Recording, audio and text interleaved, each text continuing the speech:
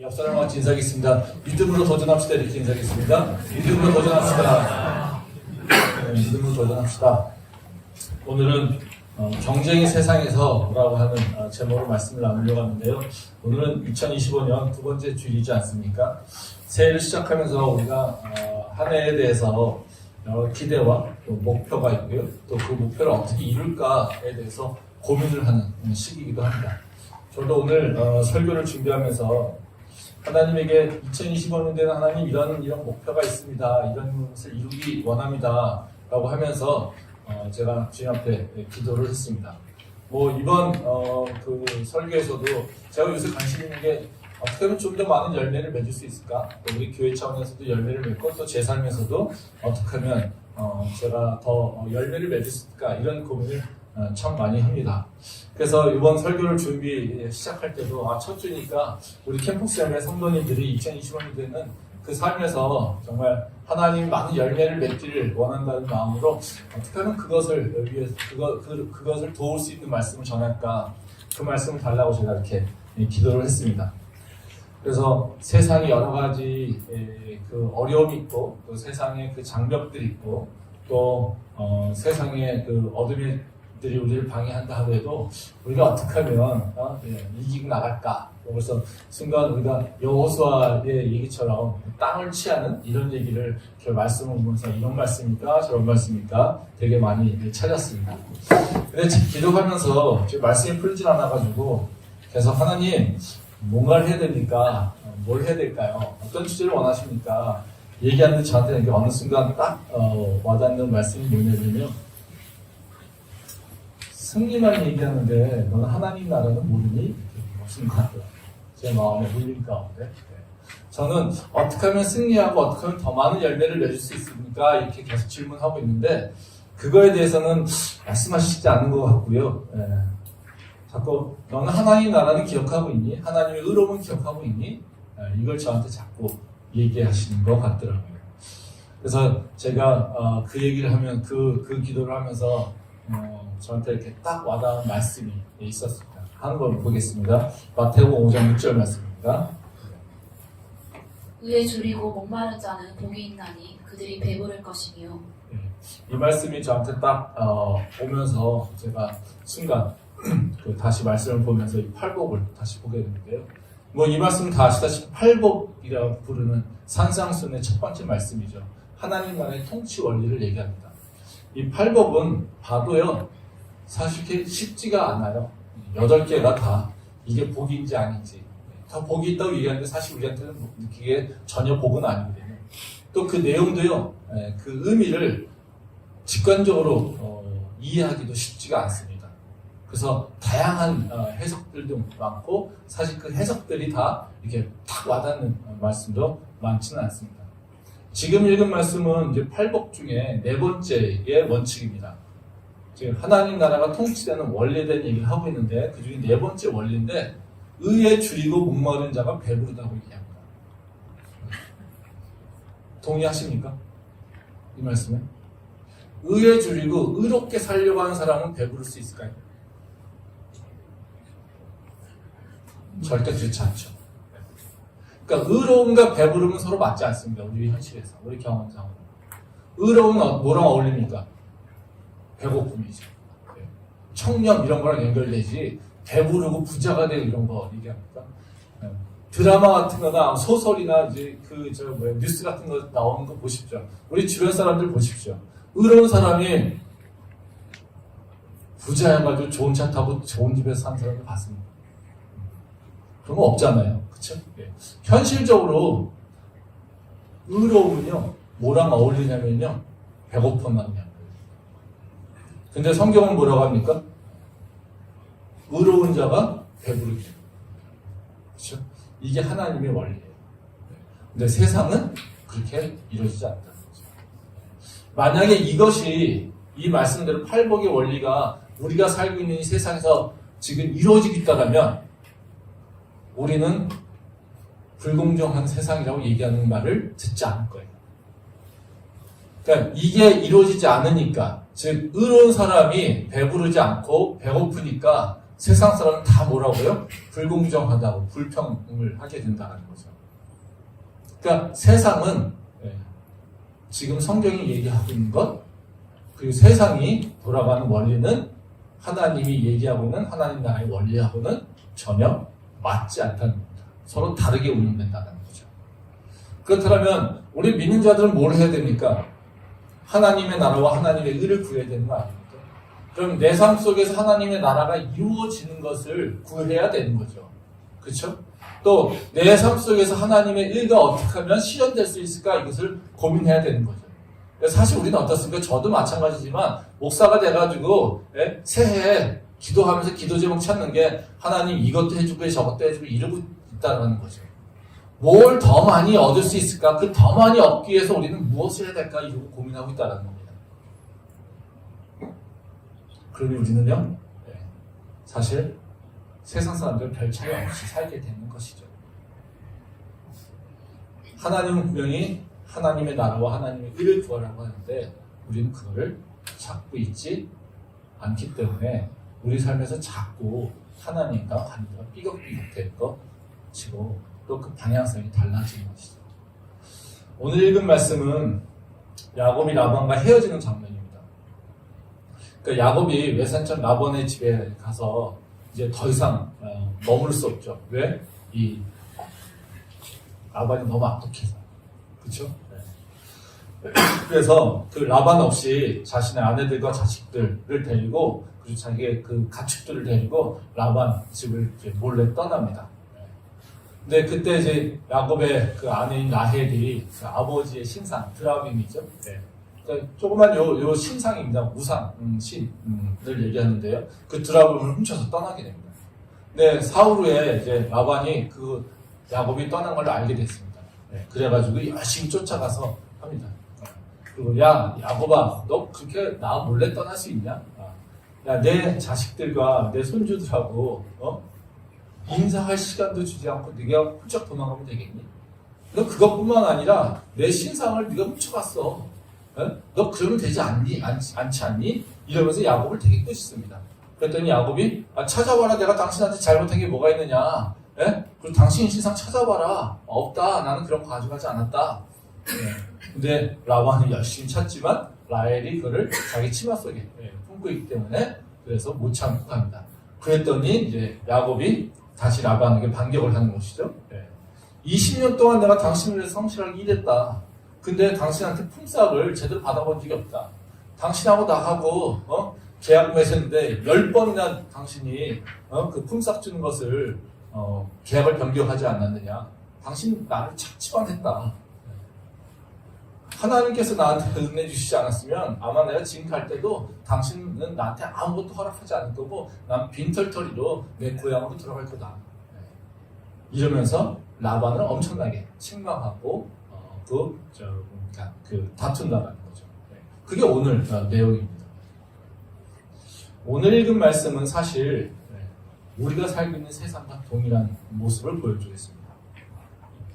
성경에서 보게 되면요, 세상의 문제를 다 얘기해 주겠는데, 야곱의 이야기에 있어서 되게 중요한 주제는 뭐냐면요, 경쟁입니다. 사람들 간의 경쟁.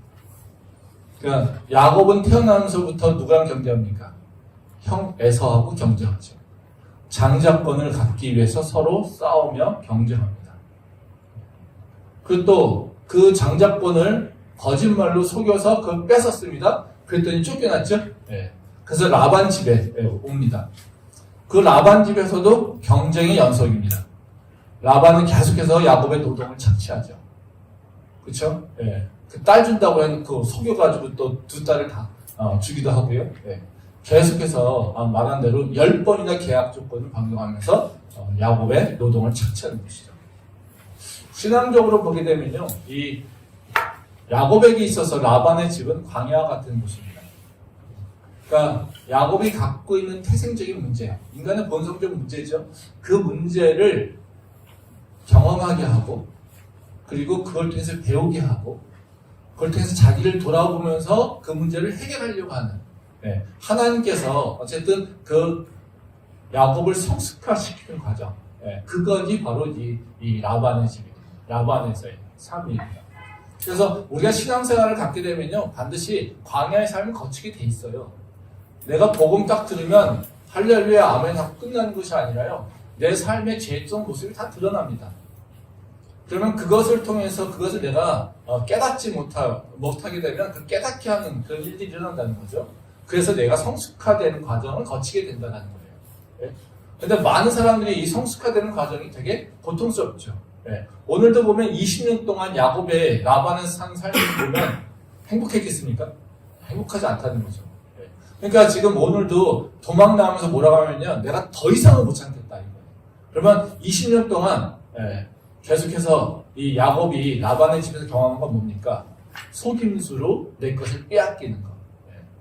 그쵸? 그건 다시 말하면 뭡니까? 자기의 모습이잖아요.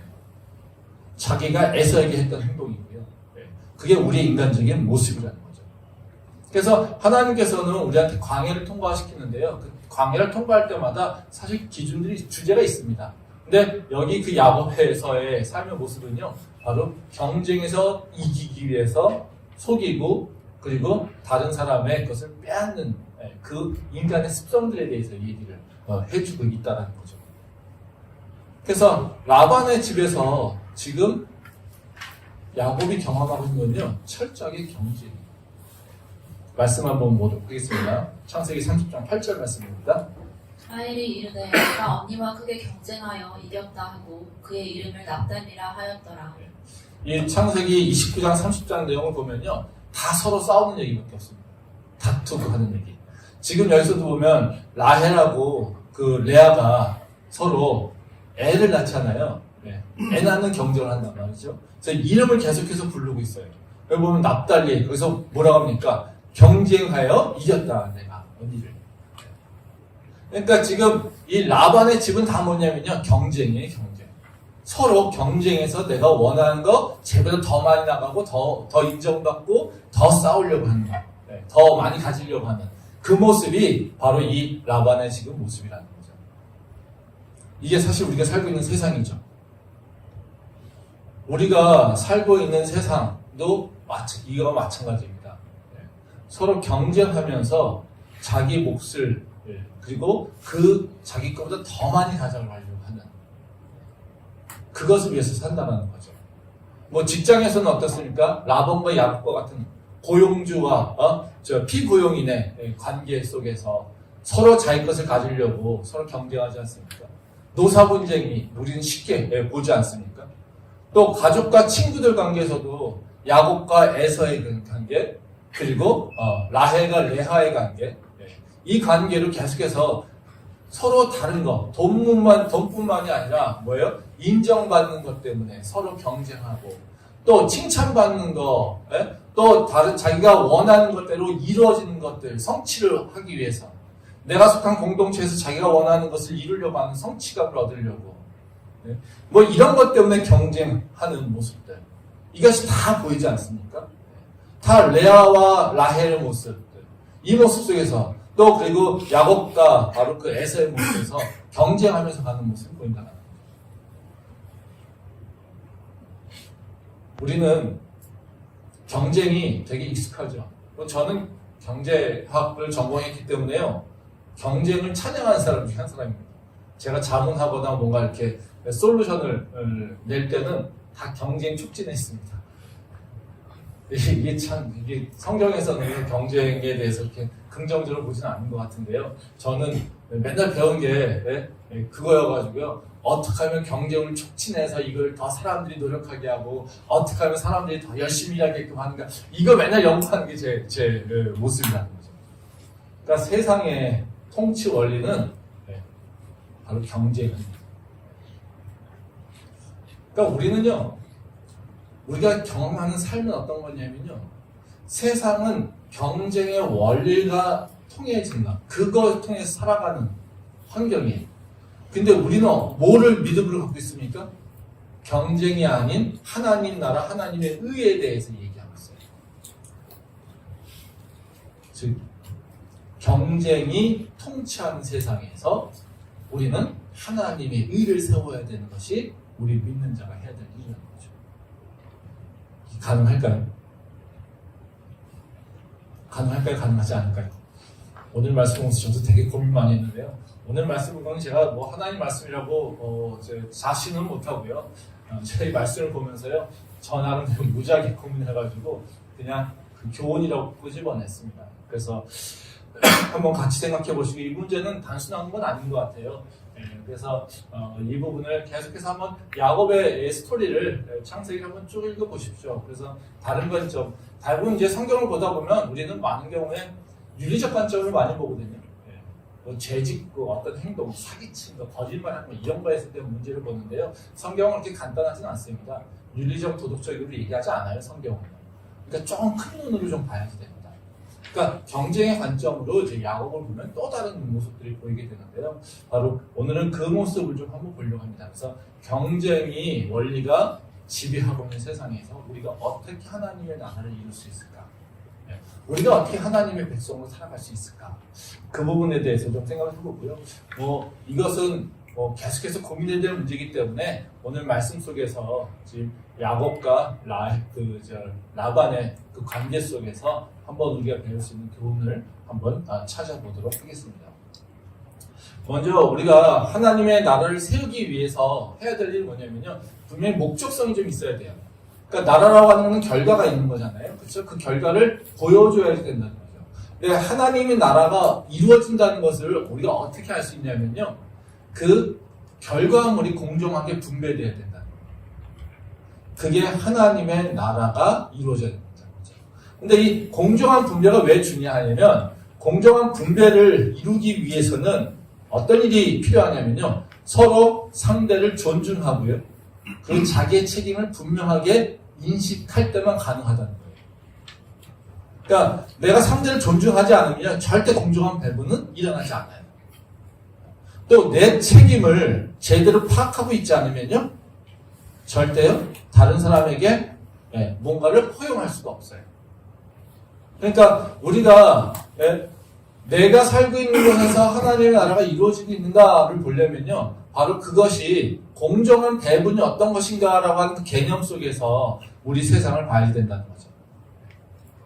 그것이 이루어지게 된다면 어떤 과정 가운데 분명히 우리가 서로 존중하고 서로의 책임에 대해서 다 동일하게 인식하고 있는 모습들을 우리가 알 수 있다는 거죠. 그게 깨져버리면 분배가 깨져버리기 때문에 그렇습니다. 말씀 보겠습니다. 창세기 31장 49절부터 52절 말씀입니다. 또 미스바라 하였으니 이는 그의 말에 우리가 서로 떠나 있을 때 여호와께서 나와 너 사이를 살피시옵소서 함이라. 만일 네가 내 딸을 박대하거나 내 딸들 외에 다른 아내들을 맞이하면 우리와 함께할 사람은 없어도 보라 하나님이 나와 너 사이에 증인이 되시느니라 함이었더라. 라반이 야곱에게 이르되 내가 나와 너 사이에 둔 이 무더기를 보라. 또 이 기둥을 보라. 이 무더기가 증거가 되고 이 기둥이 증거가 되나니 내가 이 무더기를 넘어 내게로 가서 해하지 않을 것이요 내가 이 무더기 이 기둥을 넘어 내게로 와서 해하지 아니할 것이라. 이 말씀은 이제 야곱과 라반이 분쟁이 해결된 최종 결과를 얘기하고 있는 거예요. 라반과 야곱이 돌을 가져다가요 이렇게 탑을 쌓습니다. 그리고 그걸 미스라바라고 부르는데 서로 똑같이 이제 다른 이름을 얘기하고 있지만요. 어쨌든 쌓아놓고 여길 경계로 해서 서로 침범하지 말자 이렇게 얘기를 합니다. 그래서 서로 해를 가하지 말자. 이것이 바로 우리의 약속이야 이러고 얘기한다는 거죠. 그러니까 쉽게 그렇게 생각하시면 됩니다. 어렸을 때 친구하고 초등학교 때 책상 이렇게 붙어있는 거 쓰잖아요. 그럼 선 긋잖아요. 그렇죠? 여기 넘으면 안 돼? 그 선 긋는 거. 지금 이 선 긋고 있는 것이 바로 이 라반하고 야곱이 하고 있는 일이에요. 그래서 뭐 합니까? 서로 해하지 말자라는 거예요. 서로 해하지 말자. 근데 여기서 되게 재밌는 건 뭐냐면요. 라반이 이 미스바라고 하는 그 탑을 세운 다음에 하고 있는 태도의 모습이에요. 여기 보이진 않죠. 근데 오늘 읽은 말씀의 그 31장 전체를 보게 되면요. 라반의 초기에는 어떤 모습이냐면요. 분노해요. 아까 얘기했듯이 야 야곱아 너랑 나랑 산세월이 얼만데 너가 나 모르게 도망갈 수 있어? 내 자식들과 내가 헤어질 시간도 주지 않고 네가 도망갈 수 있어? 너 그래서는 안 되지 이러고 책망한다는 거예요. 그쵸? 근데 지금 이 모습은 어떻습니까? 라반이 야곱을 책망하는 모습이 아니에요. 어떤 모습입니까? 부탁하는 모습이에요. 일본 뭐라고 해요? 만일 내가 내 딸을 박해하거나 내 딸 외에 다른 아내들을 맞이하면 우리 함께 할 사람은 없어도 보라. 하나님 너와 나. 이렇게 얘기한다는 거죠. 지금 다시 뭐라는 거예요? 야곱아, 내 딸 잘 부탁해. 내 자식들 잘 부탁해. 그리고 네가 잘 되더라도 내 영역에 들어와서 나한테 복수하지 마. 이런 거예요. 지금 라반의 태도가 어땠습니까? 바뀌었죠. 야곱을 무시하던 사람이 지금은요, 야곱에게 부탁하는 모습으로 바뀌었다는 거예요. 예전에는 힘의 균형이 어때요? 라반과 야곱에서 보게 되면요, 라반이 허신이고요, 계속 야곱은요, 부탁하는 모습이었어요. 근데 하나님께서 이들을 통치하시고 인도하시는 그 마지막 그 단계는 어떻습니까? 서로 존중되는 모습으로 지금 서로를 인식하게 했다는 거죠. 그리고 서로 자기의 영역을 인정하는 모습으로 갔다는 거예요. 이게 다시 말하면 배분이 일어난 거죠. 예전에는 라반이 10번이나 그 품삯에 그 계약을 바꾼 건 뭡니까? 라반이 야곱을 박대한 거죠. 또 무시하고요. 그리고 그 왜 바꾸게 했습니까?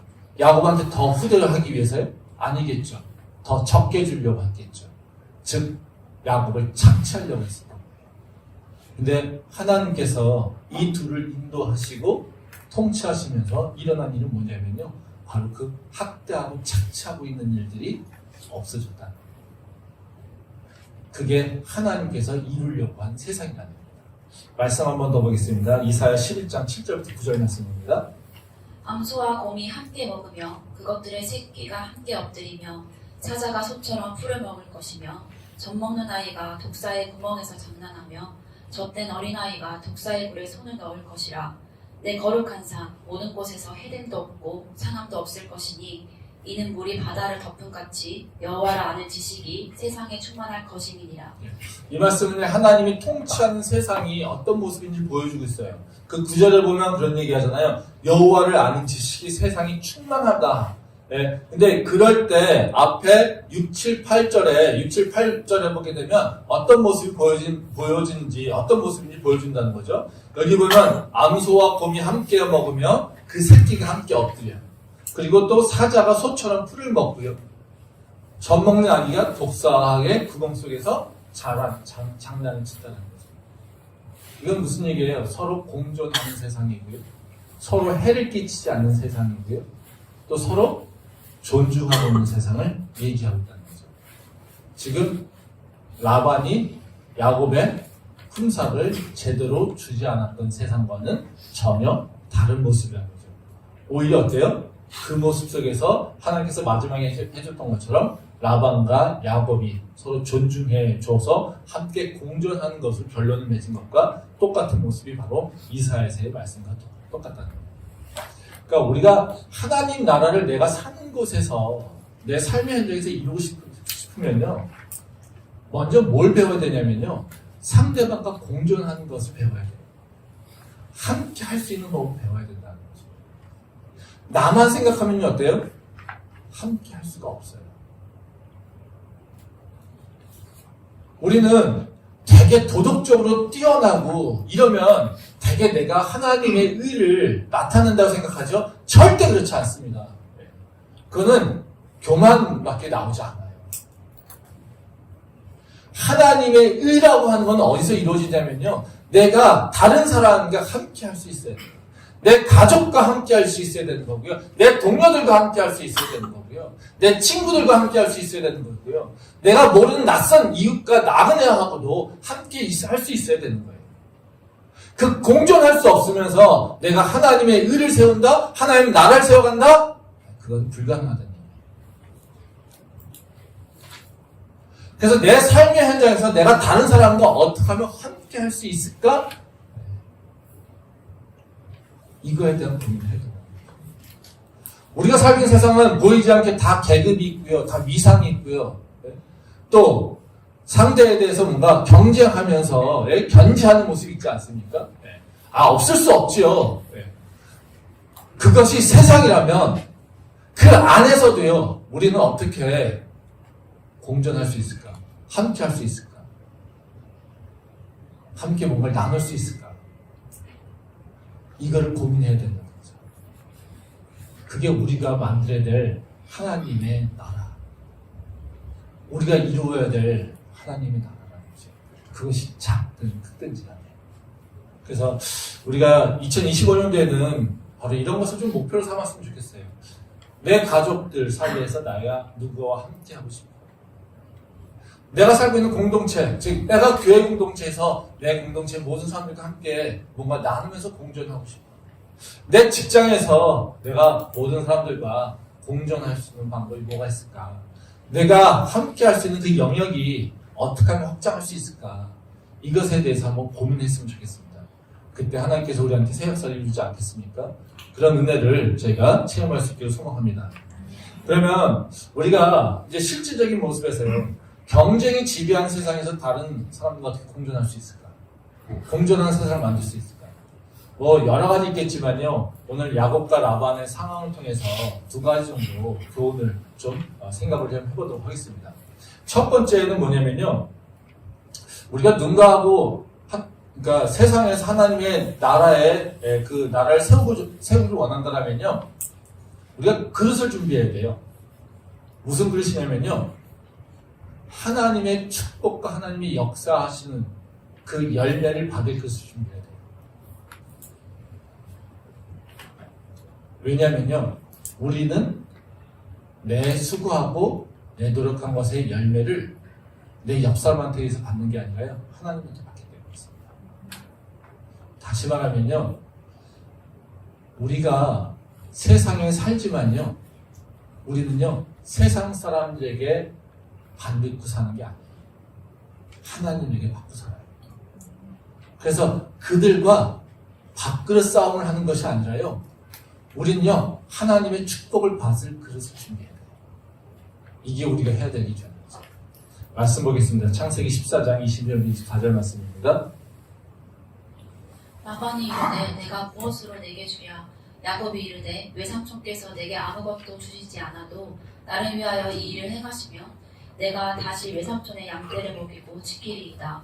오늘 내가 외삼촌의 양떼에 두루다니며 그 양 중에 아롱진 것과 점 있는 것과 검은 것을 가려내며 또 염소 중에 점 있는 것과 아롱진 것을 가려내리니 이 같은 것이 내 품삯이 되리이다.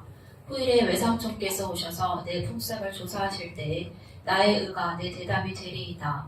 내게 혹시 염소 중 아롱지지 아니한 것이나 점이 없는 것이나 양 중에 검지 아니한 것이 있거든 다 도둑질한 것으로 인정하소서. 라반이 이르되 내가 내 말대로 하리라 하고. 제가 하다가 오늘 제가 말씀을 인용을 주면서 하나를 빼먹어가지고요. 창세기 14장 말씀이 하나가 더 있습니다. 제가 읽어드리겠습니다. 아브라함이 소돔 왕에게 이르되 천지의 주제이시오 지극히 높으신 하나님 여호와께 내가 손을 들어 맹세하노니 내 말이 내가 아브라함으로 치부하게 하였다 할까 하여 내게 속한 것은 실 한 오락이나 끝맺은 한 가닥도 내가 가지지 아니하리라. 오직 젊은이들이 먹은 것과 나와 동행한 아넬과 에스골과 마므레의 분깃을 제할지니 그들이 그 분깃을 가질 것이냐. 이건 뭐냐면요, 지금 우리 창세기 30장과 되게 똑같은 얘기예요. 원칙이. 창세기 14장은 어떤 거냐면요, 아브라함이 롯을 구한 후에 소돔 왕을 대신해서 전쟁에서 이기죠. 그때 전쟁에서 이겼더니 소돔 왕이 야 내가 너 돈 줄게, 전리품 가져가, 이렇게 얘기한다는 거죠. 그랬더니 아브라함이 지금 얘기하는 겁니다. 야, 너한테 아무것도 안 받아야 됩니다. 왜냐면, 너가 전리품 나눠주고, 소돔왕 때문에 아브라함이 부자 됐어. 이 얘기를 세상 사람들 듣고 싶지 않다는 거예요. 다시 말하면 아브라함이 뭐 하는 거예요? 야, 내가 너한테 축복받아 잘 살고 있다는 얘기 듣고 싶지 않아요. 이겁니다. 왜요? 이 전쟁에 참여한 이유는 아브라함은 롯을 구하기 위해 했던 것이지, 전쟁을 위해서 한 건 아니라는 거예요. 오히려 이거 끝난 다음에 어떻습니까? 멜기세덱에게 17조를 드리죠. 그 사건이 여기서 나오는 겁니다. 그러면서 하는 얘기가 뭐냐면요, 여기에 보게 되면 나는 너한테 아무것도 안 받아. 근데 나와 함께한 젊은이들은 전리품을 가져야 돼. 왜냐면 그들이 수고했으니까. 그들은 그 수고를 받을 만하니까. 지금 다시 말하면 뭐예요? 나는 롯을 구한 걸로 충분해? 이것이 내가 하나님하고 나하고 받을 일이야. 그리고 내가 이 전쟁 때문에 너 때문에 부자 됐다는 얘기를 듣고 싶지 않아. 왜? 나는 하나님의 축복을 받고 있는 사람이기 때문에.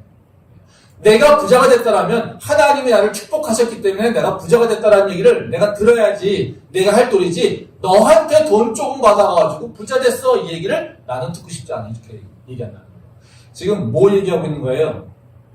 아브라함은요, 하나님에게 받아서 내가 살고 있어. 그리고 나는 하나님에게 받을 그릇이 충분한 사람이야. 이 얘기를 하고 있다는 거예요. 근데 여기 창세기 30장 보면요, 야곱하고 라반이 서로 싸우잖아요. 그래서 야곱이 꾀를 냅니다. 뭐라고 하냐면요, 삭을 주지 않으니까 양떼 중에 이제부터 우리 좀 가르자. 그래서 하얗고 흰 양은 당신이 다 가져가세요. 그리고 얼룩지거나 점박이나 검은 것들은 내가 가져갈게요. 그리고 얼룩지거나 점박이가 가져가게 되면 그 새끼를 낳으면, 새끼를 낳았을 때 그 얼룩지거나 점박이 있으면 그건 내 양입니다. 그리고 하얗고 흰 거는 라반 삼촌 당신 양입니다. 그렇게 약속을 해요. 네. 그랬더니 라반이 그 얘기를 딱 듣고서 괜찮네 생각하고 간다는 거예요. 근데 이걸 보면 왜 이럴까라는 생각을 하잖아요. 근데 저도 이게 왜 그럴까, 이게 설명이 여러 가지더라고요. 근데 이 자료들을 쭉 보니까 공통적으로 나오는 게 뭐냐면요, 양 중에 좋은 양은 흰 양이랍니다. 희고 좋은 양. 그러니까 얼룩지거나 검거나 점박이 있는 양은요, 그게 좋은 양이 아닌 거예요. 그러니까 지금 뭐 한 거예요? 야곱이 좋은 건 당신이 가지세요? 난 나쁜 거 가질게요. 그쵸? 네. 그리고 현재에서 내가 더 많이 가질 거라고 하는 것이 아니라, 난 지금 현재는 내가 적게 가질 수 있어요. 근데 나는 미래의 것엔 당신이 건들지 마세요. 이 얘기를 하고 있는 거예요. 그쵸? 그러면 야곱이 선택한 건 뭐냐면요, 현재는 내가 적게 가져요. 근데 미래의 것은 건들지 마. 이거예요. 왜 그렇게 했어요? 현재 많이 갖겠다고 싸우면요, 라반이 절대로 타협하지 않겠죠. 그러니까 내 그릇이 만들어지지 않겠죠. 그래서 하나님께서 축복 주셔야 되는데 그 축복을 담을 그릇이 없어지잖아요. 그렇죠? 계속해서 축복을 줘서 양떼들 잘 됐는데 다 뭐예요? 삼촌한테 뺏겼잖아요. 그러니까 뭐예요? 내가 이제 하나님께서 나를 축복하시는 것에 대해서 내가 받을 그릇을 준비해야 돼. 이거예요. 그러니까 뭐예요? 내가 작은 그릇, 제가 모르는 그릇, 제가 깨닫지 못하는 그릇을 내가 찾아낸 거예요. 나는 전방이 주면 돼요. 그리고 앞으로 거기서 축복하실 테니까. 이렇게 얘기한다는 거예요. 우리가 야곱처럼 이렇게 좀 지혜로울 필요가 있다는 거예요. 우리는 하나님의 축복을 받고 살잖아요. 근데 우리는 많은 경우에 어떻게 삽니까? 세상에서 세상 사람과 똑같은 모습으로 현재 있는 걸 가지고 더 많이 가지려고 싸운다는 거예요. 그러니까 이게서 싸움밖에 안 되잖아요. 그쵸? 네. 그러다 또 양보하라고 합니다. 양보하려니까 다 양보해요. 그럼 어떻게 해요? 우리는 누릴 수 있는 게 없어요. 그래서 우리는 하나님 말씀을 들을 수가 없는 상황이 된다는 거예요. 그러면 야곱이 한 것처럼 아브라함이 한 것처럼 우리는 뭘 준비해야 되냐면요, 하나는 뭘 해야 됩니까? 세상 사람들에게는 양보할 수 있어야 돼요. 그럼 우리가 그 세상 사람들이 양보하고 살 수 있는 방법은 뭡니까? 하나님의 축복을 받아야 돼. 그러면 하나님의 축복을 받을 수 있는 그릇을 내가 준비하고 있어야 돼. 그게야 내가 사이즈가 아닙니까? 근데 이거 준비할 생각은 안 하고 맨날 이 사람하고 있는 거 그릇 가지고 나눠 먹으려고 하니까 싸움밖에 안 된다. 근데 지금 야곱은요, 그릇 당신이 다 가져. 근데 나는 미래의 것만 가지면 돼. 안 좋은 거 가지면 돼. 이러고 있더라는 거죠. 우리가 무조건 다 양보하는 것도 맞지 않고요, 우리의 것은 우리가 가지는 것이 또 지혜입니다. 근데 우리의 것이라고 하는 건 뭐냐면요, 하나님께서 나에게 축복하신 것, 나의 분기수를 주신 것, 나에게 나에게 허락하시는 내가 지킬 수 있어야 돼요. 그래서 아브라함도 아까 뭐라고 했어요? 나는 안 받아 그렇지만 쟤네 수고한 건 받아야지. 그게 공정한 거 아니겠습니까? 지금 우리가 그 살면서 그 부분을 알아야 돼요. 그러니까 우리가 대부분 이 삶의 현장에서 내 가까운 사람과 싸우는 건 뭐예요? 보이는 것만 나눠 먹는 것에 초점이 맞춰져 있잖아요. 그러면 네가 맞니 내가 맞니 항상 싸워요. 근데 우리가 하나님께서 주실 것을 기대하면요, 보이지 않는 것을 우리가 만들어낼 수가 있어요. 그럼 보이지 않는 것을 만들어낼 때는 어떻게 되겠습니까? 우리는 하나님의 새 그릇을 준비할 수 있다는 거죠. 그래서 우리는 사실 조금 더 창의적이어야 되는 것 같아요. 하나님한테. 그 창의성을 좀 달라고 해야 되는 것 같아요. 그 세상에 그 주어진 그릇이 아니라 하나님께서 펼치신 새로운 그릇이 뭔지를 우리가 좀 하나님한테 구해야 되는 것 같아요. 그래서 일을 하고 내가 뭔가 목표가 있으면 기도할 수밖에 없는 게 바로 그 이유입니다. 내가 기도하지 않고 하나님께서 나를 인도하실 것을 깨닫지 못하면 맨날 뭐 합니까? 있는 거 가지고 내 주변 사람들과 싸우겠죠. 근데 이걸 줘버리면 우리가 어떻게 됩니까? 하나님 당신이 나한테 주실 것을 내가 보여주셔서 준비해야 되지 않겠습니까? 하나님한테 매달릴 수밖에 없잖아요. 근데 우리는 하나님이 주실 것을 믿지 못하니까 어떻게 합니까? 맨날 내가 보이는 건 내 옆 사람하고 나눠 먹을 것만 싸우고 있다는 거예요. 그러니까 우리는 맨날 서로 있는 거 가지고 나눠 먹는 싸움밖에 하지 않는다는 거예요. 조금 더 다른 모양으로 하나님이 역사하실 것, 이것을 기대하며 그 하나님께 어떤 그릇을 얘하고 나누지 않아도 하나님이 나에게 분기수죠. 그리고 이걸 통해서 얘에게 유익을 줄 수 있는 그 그릇을 내가 어떻게 하면 준비할 수 있겠습니까? 지금은 보이지 않지만 주님께서 그것을 준비하실 거라고 믿습니다라고 하는 것을 우리가 좀 알고 기도해야 된다는 거죠. 그래서 세상에서 세상의 방법이 아니라 하나님의 방법으로 살기를 원하면요, 기도할 수밖에 없어요. 세상에서 하나님 방법으로 살려고 하면요, 우린 세상에서 손해볼 수밖에 없어요. 그래서 살 수가 없어요. 근데 그러면도 살 수 있는 이유는요, 하나님이 역사하실 것을 우리가 알기 때문에. 그래서 기도하는 겁니다. 그런 믿음이 우리 안에 있으면 좋겠습니다. 그래서 싸우는 믿음이 아니라요, 창조하시고 나누시는 하나님, 그 하나님이 역사하실 것을 기대하는 믿음으로 나갈 수 있기를 소망합니다. 두 번째는요, 공정에 대해서 좀 기억하면서 살았으면 좋겠습니다. 이 공정함이라고 하는 것에 대한 얘기가 많잖아요. 근데 지금 세상에서 얘기하는 공정은 뭡니까? 자기중심적 공정이에요. 다 공정 얘기하죠. 근데 아무도 공정하다고 생각하지 않아요. 왜요? 자기 일만 얘기하면서 합리화시키니까. 그쵸? 근데 우리의 공정함이라고 하는 건 어떤 거냐면요, 내 노력만 보는 것이 아니라요, 하나님의 은혜를 바라볼 수 있는 게 공정함이에요. 그게 공정할 수 있는 이유라는 거죠. 그러니까 다시 말하면요, 내가 공정함이라고 하는 것을 얘기할 때 항상 사람들은요, 다른 세상 사람들은요, 내 노력한 것, 내 수고한 것만 바라봐요. 그러니까 다 뭐만 생각합니까? 자기 손해본 것밖에 보지 않아요. 근데 하나님은 우리한테 뭐라고 하시냐면요, 네 수고하고 노력한 것, 이것으로 이루어지는 것이 아니라 내 은혜로 이루어지는 거야. 그러니까 공정함을 생각할 때 뭘 생각해야 되냐면요, 나의 노력 플러스 하나님의 은혜를 생각해야 돼요. 그게 내가 지금 누려야 될 거라는 거죠. 말씀 보겠습니다. 창세기 30장 40절부터 43절 말씀입니다.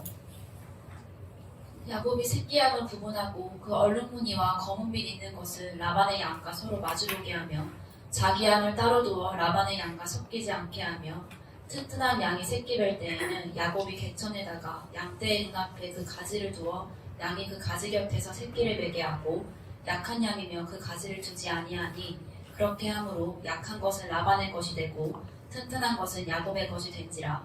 이에 그 사람이 매우 번창하여 양떼와 노비와 낙타와 나귀가 많았더라. 예, 이 말씀은 뭐냐면요, 이 라반하고 약속을 한 다음에요, 이 야곱이 좀 잔머리습니다 또. 뭐 하냐면요. 이렇게 와가지고, 양들이 언제 메이팅을 하는지, 언제 이제 서로 교접을 하는지, 이거를 봐요. 근데 보니까, 시냇가에 온다는 거예요. 그래서 튼튼한 놈이 오면은, 그게 시간을 내서 교접할 수 있도록 환경을 만들어주는 거예요. 그리고 튼튼하지 않은 놈이 오면은요, 그 일을 하지 않는 거예요. 나뭇가지를 준다는 게 그런 얘기예요. 그러니까 어떻게 해요? 얼룩지고 점박이인, 튼튼한 양이 오면 어떻게 했습니까? 나무 옆에다가 흰 나무에서 먹을 수 있는 거를, 먹을 수 있고 시간을 머무를 수 있게 해준다는 거예요. 그러면 어떻게 해요? 순양이 와가지고 교접하게 된다는 거예요. 그러면 어떻게 되겠어요? 새끼를 치겠죠.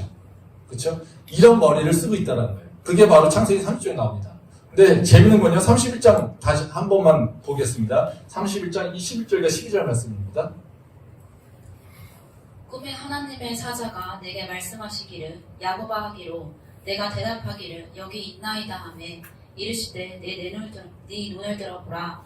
양떼를 탄 순양은 단 얼룩무늬가 있는 것 점 있는 것과 아롱진 것이니라. 라반이 내게 행한 모든 것을 내가 보았노라.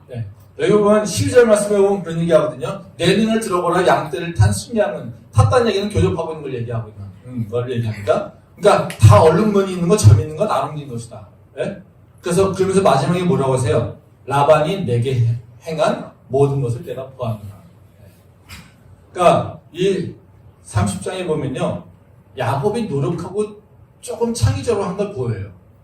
즉 자기가 딱 이렇게 보면서 양들이 어떤 놈들이 이게 새끼를 많이 낳는지, 그리고 어떤 놈들이 새끼를 낳아야지 나한테 유익이 되는지를 딱 보고서 내 새끼를 많이 가질 수 있도록 아롱진거나 점박이가 오게 되면 교접할 수 있는 환경을 만들어줘서 새끼를 낳게끔 한다는 거예요. 그래서 양이 늘었다는 거예요. 그러면 뭐만 생각하겠습니까? 야곱은요. 내가 머리를 잘 썼어. 이렇게 생각하겠죠? 근데 31장 보면요. 하나님이 딴 얘기하세요.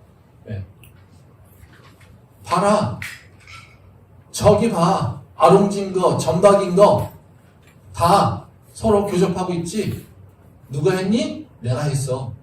왜냐하면 네가 라반한테 착취당한 걸 내가 아니까. 지금 그렇다면 뭐예요? 지금 야곱이 엄청 부자가 됐잖아요. 양반이 누가 한 거예요 이거? 야곱이 자기 노력입니까? 아니면 하나님의 은혜입니까? 하나님의 은혜죠. 근데 하나님의 은혜를 모르면 야곱은 뭐라고 생각하겠습니까? 내가 잔머리 써서 우리 외삼촌 나한테 못 떠나지 이렇게 생각하지 않겠어요? 그렇죠? 근데 우리가 우리에게 하나님께서 원하시는 건 뭐냐면요. 우리가 노력하지 말라는 게 아니에요. 여기 보면 두 개가 다 나온다는 거예요. 야곱이 노력하는 모습 나와요. 근데 그걸 허락하시는 건 누굽니까?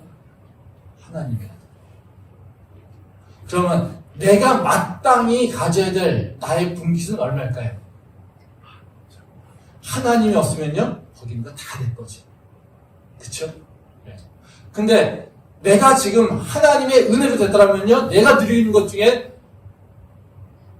일부분은요, 내 거고요, 일부분은요, 하나님 거죠. 그쵸? 근데 우리가 내 수고한 거, 내 노력한 것만 바라보고 있으면요, 우리는 절대로 넉넉한 사람이 되지 못해요. 다른 사람과 나눌 수 있는 사람이 되지 못해요. 하나님의 은혜를 고백할 수가 없어요. 근데 우리가 하나님이 행하신 것을 알 때 우리의 삶의 모습은 바뀔 수 있다는 거죠. 실제로 하나님은 네가 한 것이 아니라 내가 한 거야. 이렇게 지금 얘기하고 있다는 거예요. 여러분, 그 공정함을 계산할 때 우리는 어떻게 됩니까? 내 수고하고 노력한 것만 따지는 것이 아니라 뭘 따지게 됩니까? 하나님이 역사하신 거예요. 하나님의 은혜를 기억해야 됩니다. 그 포션을 집어넣는 게 믿음이라는 겁니다. 그때 우리는 내 주변 사람과 나눌 수 있지 않겠어요? 그 나눔은 은혜를 나누면 되는 겁니다. 그게 우리가 믿음으로 하나님 나라를 세워가는 거죠. 저는 우리 캠퍼스의 성도님들이 부자가 되길 원해요? 뭘로요? 하나님이 주신 축복으로. 우리 캠퍼스 있는 성도님들이 많은 것을 나눌 수 있길 바라요? 하나님이 받은 은혜를 나누길 바랍니다. 그걸 통해서 우리를 통해서 하나님의 새 역사를 경험하는 2025년도가 될 수 있기를 소망합니다. 기도하겠습니다.